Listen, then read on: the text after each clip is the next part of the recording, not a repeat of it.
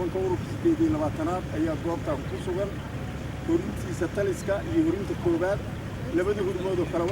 qaar ka mid ah fariismaha ciidamada qaranka ku leeyihiin duleedka magaalada Muqdisho gaar ahaan deegaanka Ceelhuur ee gobolka Banaadir ayaa waxaa kormeer ku tagay taliyaasha ciidamada qalabka sida duqa magaalada Muqdisho iyo gudoomiye ku-xigeenka amniga iyo siyaasadda gobolka si loo dhiirigeliyo ciidamada xoogga dalka iyo ciidamada booliiska ee ku sugan deegaankaasi kuwaas oo u taagan la dagaalanka nabaddiidka.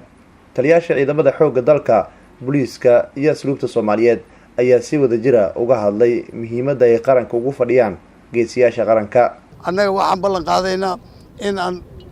dhaartii aan ku dhaaranay aan gudano oo dhiigayaga iyo dhacaankayga u horno soo celinta sharafta ummadda Soomaaliyeed iyo nabadgelyada shacbiga Soomaaliyeed si uu nabadgelyo u helo.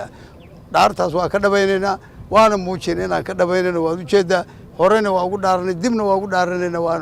waana fulinaynaa haddii alla idmo. dawladdii iyo dhammaan ciidamada qalabka sida ee kala duwan noocyadooda kala duwan inay garabkiina taagan yihiin inaanu ku faanayno hawsha aad qabateen iyo guusha aad gaarteen in aanu muxuu ahaa la idinkaga haraynin la idin hilmaamin ee aad leedihiin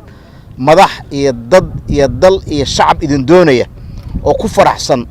maartay hawsha aad gasheen iyo xoreynta aad cadawga ka seen geesinimadii lagu yaqaan xooga dalka Soomaaliyeed iyo kartidii Soomaalinimada inaad soo nooleyseen dib u soo celiseen. waxaan idin leeyahay hambalyo, waxaan idin leeyahay guuleysta, waxaan idin leenahay idin garab taaganahay, waxaanu aaminsanahay amniga soo wanaagsananaya oo soo fiicnaanaya maalinta ka dambaysa inaad idinku aasaas u tihiin,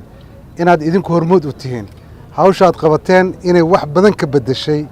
amniga dalka, caam ahaan guud ahaan amniga dalka wax ka bedeshay, gaar ahaan caasimadda amnigeedii ay wax ka bedeshay, soo celisay kalsoonidii ummadda. gudoomiyaha gobolka Banaadir ahna duqa magaalada Muqdisho mudane Cabdiraxmaan Cumar Cismaan Ijneeriso oo meel fagaara kula hadlay ciidamadii ku sugnaa fariisamaha ayaa waxa uu tilmaamay in ciidamada la'aantooda aysan suuragal ahayn in la helo nabad iyo nolol. dadaalka awadaan ummadda Soomaaliyeed way idin ogtahay waxa u taagantiin waxa way sharafka iyo karaamada shacabka Soomaaliyeed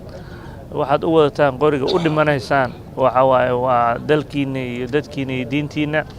runtii taasina idinku dhiirigelino idinkaga mahad celino.